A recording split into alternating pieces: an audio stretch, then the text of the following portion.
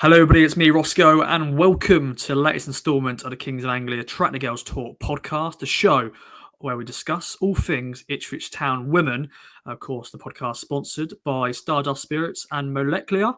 I completely butchered that. People know that I can't pronounce it already. That's our new sponsor. Welcome to the show. And I'm joined, as ever, by my right-hand man covering the Track the Girls, and that is Tom Cann. How are you, my friend? I know you're sort of in the wars with your recovery, with your was it your groin or your My calves. calves? Yeah. Somehow both calves have gone. They just seem to switch between which ones are gonna cause me jip for a few days. But to be fair, today has been a lot better. I've been walking around without limping as much, doing my physio exercises, which is very exciting. But yeah, no, I'm all good. Thank you ever so much. How are you?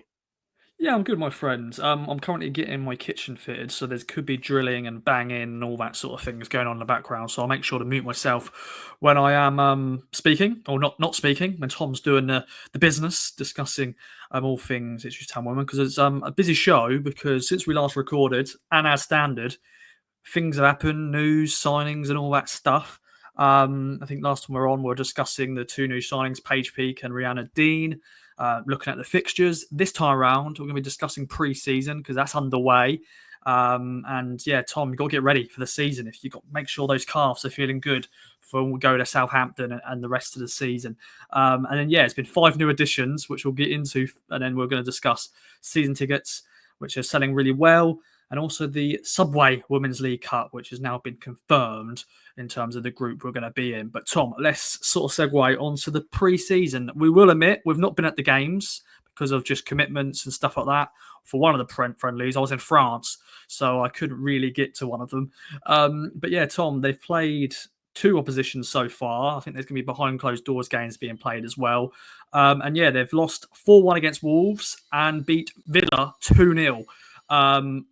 So once again, pre-season, I'm sure Joe's the same. It's not about the result. It's all about fitness and the team gelling. I'll take over. Let you take over as the drill. Sounds very loud. um, yeah, absolutely. I don't think they'll be concentrating too much on the results. It's, as you say, all about getting that fitness up, gelling as a team. Obviously, with 7 new signings, they need time to work together and off the training ground, learn how they play and how Joe plays. So that will be more important to the team and to Joe and the rest of the staff. Um, Obviously, it is good that they have scored in both of their public friendlies, and it's great for Natasha Thomas to get the ball rolling with 2 goals against Villa. But yeah, that is just getting that fitness up. It is interesting that looking at the teams that played in both the public friendlies, Joe went with the same back 4 of Leah Mitchell, Maria Boswell, Paige Peake, and Bethan Rowe, and then Doe and Robertson in midfield. It's he went with both of those. So read into that what you will, whether that's what he's thinking, going forward and his back line. But yeah, it's all about getting those fitness levels up and gelling as a team and getting to know how each other plays and things like that. Very good, my friend. I think the worst of what's happening in my kitchen has just happened just now, so that is perfect timing. But I am going to skip through. So pre-season, there's only 2 weeks to go now until the big kickoff against Southampton. But I'm sure there's stuff going on at the training ground for Joe and the team, sort of getting ready for the season. But yeah, since we last recorded, there's been 5 new signings. I think the day of the podcast dropping last time, a signing was made, and it was a returning face, which was very good to see. A player I think we were sort of predicting she was going to come back, so it wasn't a shock. But that is Ruby Doe, Tom. I'm going to bring up a picture. There's Ruby now in I think the 3rd Ipswich Town kit now. She's worn the home kit because obviously she's had 3 spells. This will be her 3rd, obviously. She originally had a spell 2 seasons ago on loan from Arsenal. Did really well, then came back last season in the second half of the campaign, and of course part of the team that got promoted. This time though, that time was obviously at West Ham, and she got released this summer, Tom. But yeah, she's now a permanent Ipswich Town player. You always say don't fall in love with a lone player. We did, and now though she's now a Town player permanently.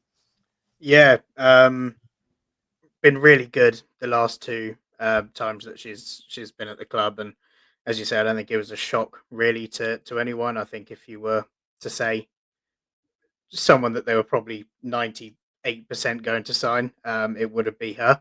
Um, Adds a lot of depth to that midfield options, and with Charlotte Fleming still coming back from her injury, um, she's formed a really good partnership with Kyra over the last 2 seasons. Knows how each other plays. Is a really strong player as well for someone that is so young and doesn't look it. She's not afraid of a tackle. She's willing to throw herself about, and I think probably going to need that in the championship. WSL2, probably going to need that at that level. Someone physical. So yeah, I think I'm really looking forward to seeing how she makes that step up to the championship. I'm gonna keep saying it, championship level, second tier level. Um, and I know that she's obviously made a couple of appearances for West Ham, Arsenal in cup games and things, but it's good that she's now got a home that you know everyone likes her. Big fan favorite. Joe really likes her as a player, popular player with the players, popular with the fans. So hopefully she can really push on and prove herself at second tier level as well. Definitely. I'm going to make a tally though, Tom, for I both of know. us. Chat. So 3 you've done so far. I've technically said it, but not in a form of me saying it properly. I just sort of said it. So at the moment, it's 3-0 to Tom, but in a bad way. So it's actually, I'm winning 3-0 at the moment. But yeah, good to see Ruby sign. I know she's a big character in the squad as well. And obviously, Joe's been a big fan of her to sign her 3 times. And she's still so young. So it's going to be, a player for the future as well. So hopefully be part of this team who will, stay in the WSL2. Lily said the championship there, but I didn't. But yeah, Ruby Doe. And then we're going to segue on to the second signing, or the fourth signing of this summer. But the second in terms of the 5 we're going to be speaking about. And Bethan Rowe, I'm going to bring up a picture here. Here she is, smiling in the Portland Road seats. And she has got a lot of experience, Tom. Also a local girl. She was a Norfolk born. So obviously up there, but she played for Norwich briefly, but she's obviously now been away for a while, playing for the likes of Brighton and Charlton. A very good player for Charlton as well, Tom. She's a versatile fullback, so which Joe likes. He likes players who can sort of play in different positions. And yeah, she's still young as well. She's only 25, so a very solid sign on this one. Yeah, very solid. Made over 100 appearances for Charlton in her time. A lot of experience at WSL2 level.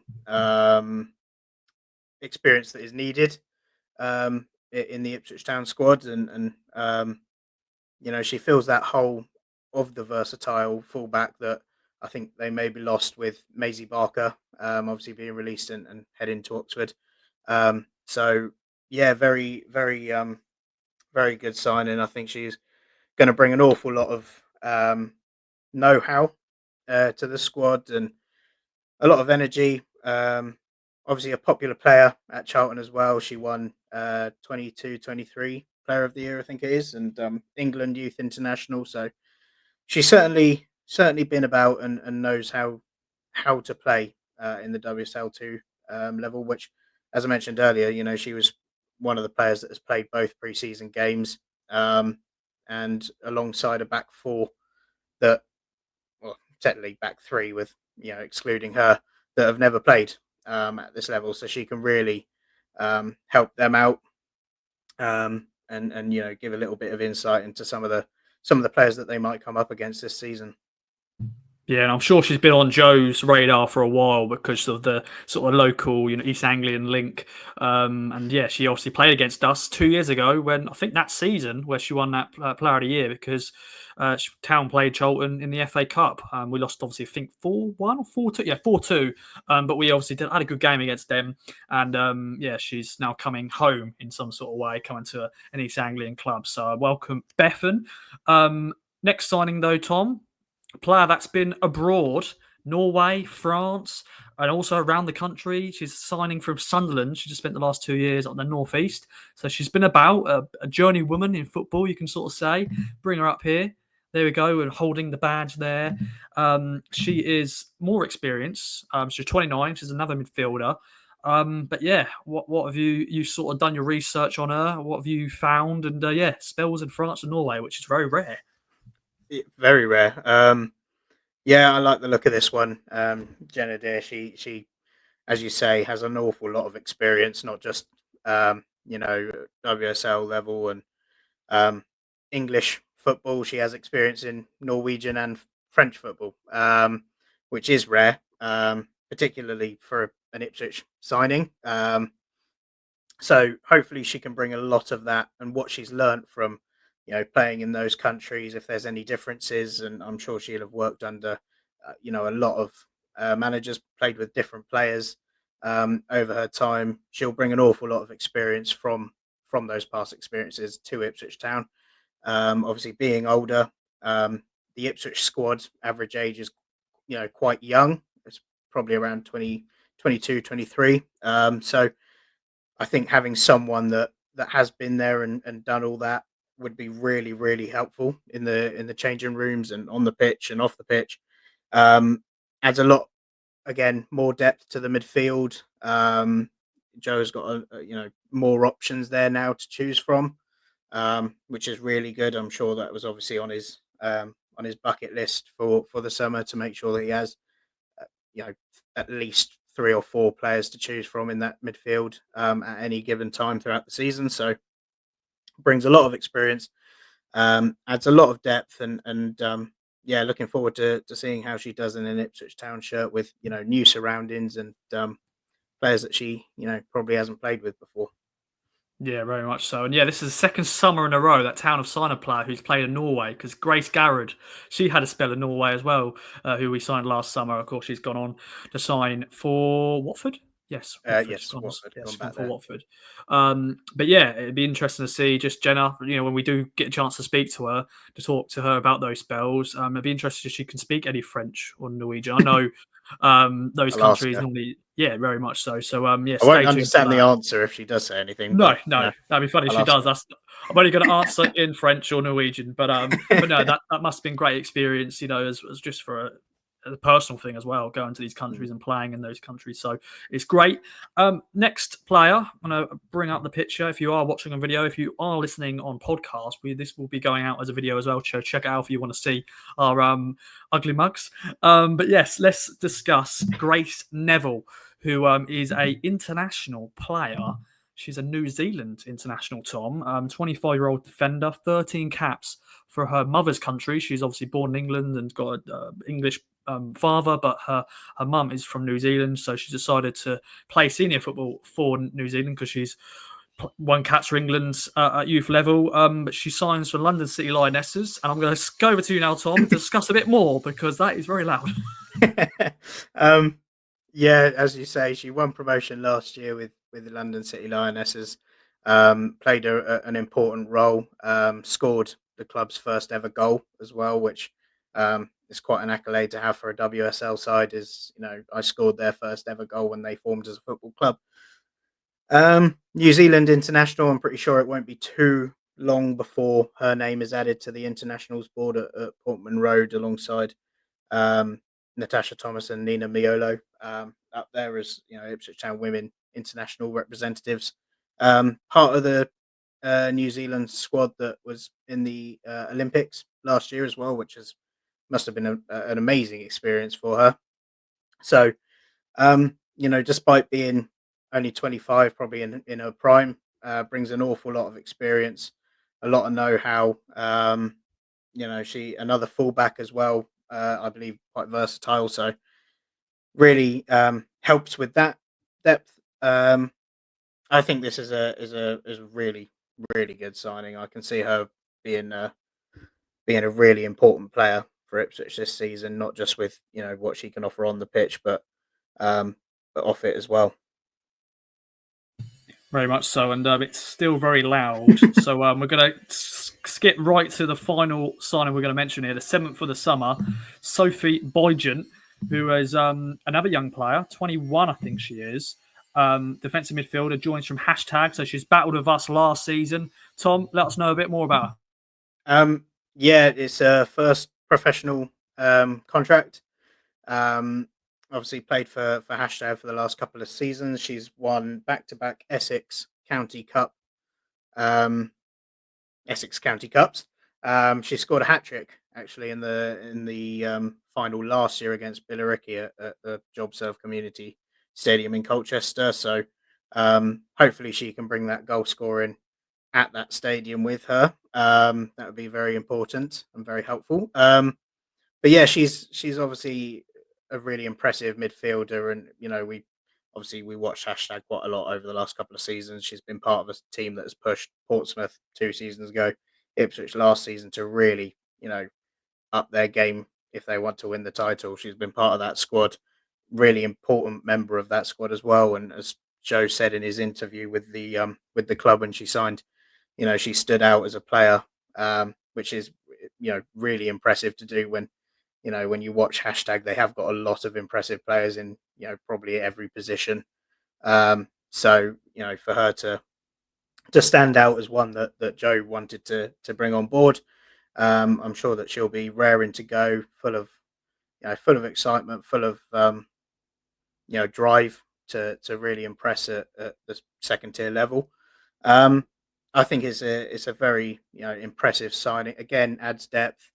I think that's the fifth um, defensive midfielder now that they have at the club. So I think that's really sorted that position out.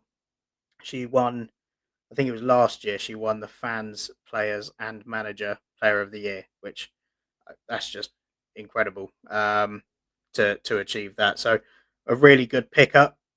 Someone younger who hasn't played at the level yet, but will be really hungry to impress.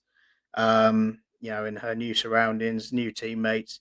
Obviously played against Ipswich quite a lot, so know what sort of style they play. And some of the players. So yeah, it's I think five really good signing or seven really good signings, five in this pod that we're talking about, that have all come on board this summer, added a lot of experience, but also young, hungry players, which I think when we were talking in the previous podcasts, that's something that they did need to recruit is experience at the second tier level. With obviously the players that were retained having not really had that much experience between them. It's they've certainly filled that void that they needed to fill, and yeah, I think seven really good signings. Can see a couple more coming in though. Yeah, because I'm sure Joe wants to make sure he's sort of got all covers based, because yeah, you just never know with injuries and just other bits and bobs. Yeah, seven very solid additions, as you mentioned. I think they've sort of covered in terms of experienced players. They've signed sort of hungry players who really want to push on in their careers. Because yeah, there's obviously a lot of this team who have only played third tier football. And that's obviously that's Sophie Bajan and Ruby Doe. They've only ever played third tier football, but they're looking forward to now getting an opportunity to play in the WSL too. So yeah, any other positions then, Tom? Do you think they need to sign just to strengthen a bit more? So defensive midfield is done. Joe, do not Yeah, sign any more defensive midfielders.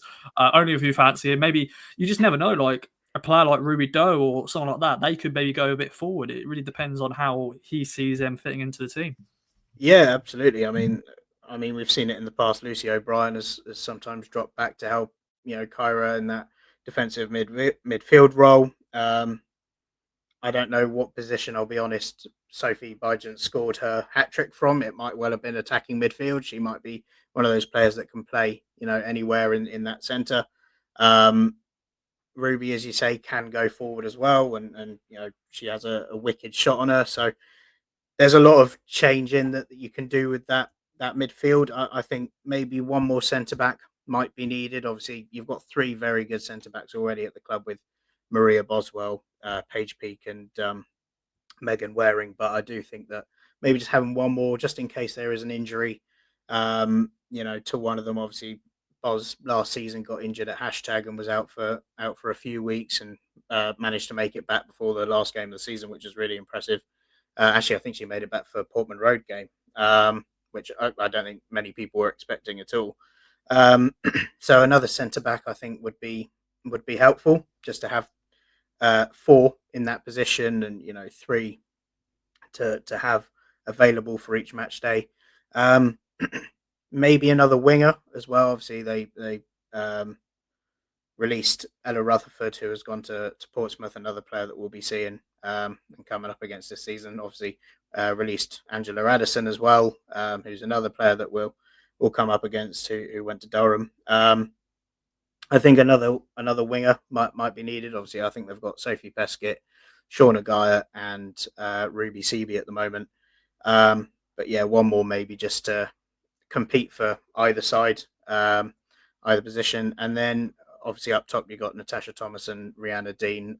Maybe one more attacker, but um, I think they are very nearly there and ready for the championship. They've done an awful lot of work early on in this window as well, which is good. Gives them all time to gel as a group. I think they'll be looking, if they are looking to recruit more people. They'll be looking to do that within the next week or so, just to give them at least a week leading up to Southampton. But yeah, I think the business that they've done so far is really good, really positive. Adds a lot of depth and a lot of experience. Yeah, I hope they don't basically announce one as we publicise this Yeah. podcast. So hopefully not. But I think the deadline is the 4th of September. So to sign, players like permanently, maybe loans as well. I know there's obviously opportunities to sign free agents, and if there is free agents out there, it'd be interesting if they do go down the route of maybe another dual registration signing or a loan signing from a WSL, team. But yeah, we'll watch the space. But very good business from Joe and Co so far. Let's talk then, Tom, about the Subway Women's League Cup, because now we know the dates for it. We now know the group we're going to be in. We'll be in Group D, with 3 matches to be played across the next 3 months, from September to October. The Blues will host Leicester City at the JobServe Community Stadium on the 24th of September. That's going to be a Wednesday night under lights in Colchester. Then they'll be taking on Crystal Palace away on the 19th of October. That is a Sunday. And the final group game will take place on the 23rd of November, also a Sunday, at newly promoted London City Lionesses. So Grace Neville will have a reunion with her former team in Colchester. And then, if whoever finished top, they progress to the quarterfinals, which will be held at the end of December. But yeah, Tom, 3 tough tests in this competition. The first time that we're going to be playing in this. And yeah, take it away. um, really, yeah, really difficult group to be drawn in. Obviously, Leicester and London City Lionesses are both WSL sides. Leicester have been up there for a while. Palace got relegated from the WSL last season, so they recently had top tier level experience as well. It'll be really, really tough. Good that I think the two WSL sides are um, at home. Gives that little bit extra chance to get behind the team and really help them. And it'll be a good test just to see how far Ipswich are away from these teams that they want to be reaching the levels of and going beyond. It'll be a really good test to see how they fare up against a team that got promoted last season and a team that are an established Women's Super League side. So tough draw, but good tests, and I'm sure that Joe and the team are really looking forward to putting that um, that to the test up against these sides. Obviously, as you said, Grace Neville coming up against London City Lionesses, Talia Negri coming up against Crystal Palace. I think there's going to be a lot of former players playing each other throughout the season, and Ipswich players coming up against their former clubs and things like that, which just adds a little bit more spice and bite to each game. But yeah, it's going to be an interesting cup. They normally do quite well in cups, Ipswich Town Women, so it'll be good to see how they perform against 3 really really good sides. Yeah, definitely. Because I think the FA Cup, we go in it a bit later this year. I think maybe December, maybe. It's me just Mm. saying on top of my head. Find out a bit more if you want to know a bit more about the FA Cup, but we won't be thinking about that first of all, because we've got league and then obviously this competition. But once again, Joe has built this squad to play in these competitions. I'm sure there'll be a bit of rotation, but because we're playing tough games, actually, I'm sure most players want to play in it just to get those minutes. So yeah, as I said, those games one every month in September, October, and November. Leicester City at home, Crystal Palace away, and London City Lionesses at home. And whoever tops the group will go through. So it'll be interesting to see how we get on. I want to talk, Tom, now about season tickets because at the moment it's record-breaking numbers. 300 have been sold so far. Obviously, they're no new home at the JobServe Community Stadium in Colchester. It was very sad that we were leaving Felixstowe, but in terms of the requirements needed for WSL2, they had to find a new home, and it is in Essex. But yeah, it's good to see the town fans sort of supporting the team, getting those season tickets. I'm going to quickly bring up the prices just in case you are sort of debating about it. I know there's some people may just get a ticket now and then if they feel like, oh, you know what, I can't commit to every game. But yeah, the ticket prices are as follows. Adults are £75. That is in the East Stand. Seniors, 65 plus, is £50. Under 18s are £20. And under 11s are basically go for free with a maximum of two paying adults. And if you want to be in the West Stand, the padded seats and all that, and access to layer bar, £150 for adults. And then there's also executive suites if you fancy in the West Stand with 10 seats available, 1,500. And if you want 20 seats, you can get £3,000. So it depends if you want to go a massive group. But yeah, Tom, it's good that the supporters are supporting the team. 300 sold. Hopefully that will continue. Yeah, hopefully. I think that's a record amount of season tickets that they've sold, which is really good early doors. And as you say, hopefully more will be snapped up. I think it's really really well priced. I think you get 12 games, 11 or 12 games at home, um, which when an adult is £75, that's really not a lot at all for 12 games of football at second tier level as well. You're going to be seeing a lot of good teams, a lot of good players, um, and it's a really good attendance so far that have been sold, number that has been sold, um, and obviously I'm sure that that number will be a lot higher when it actually comes to the games, which is great. New stadium. Obviously, shout out to the Martello ground and Felix Owen Walton. It's quite fitting that the last game there was, or last Ipswich Town Women's game was a 2-0 win with Natasha Thomas scoring both goals. Quite fitting, and obviously they've been a fantastic host to Ipswich Town Women, but obviously they've got to push on now. And 300 season tickets sold with still, what is it, 3 weeks, over 3 weeks until the first home game. Really, really good. Yeah, and of course the first home game in the league is against Nottingham Forest. So yeah, if you're still debating if you want to go or not, make sure to go and support the girls. We'll be there to give you full coverage anyway. But yeah, make sure you get tickets. And of course, we're not far away now for the first game of the season in WSL2, which is a away trip to Southampton.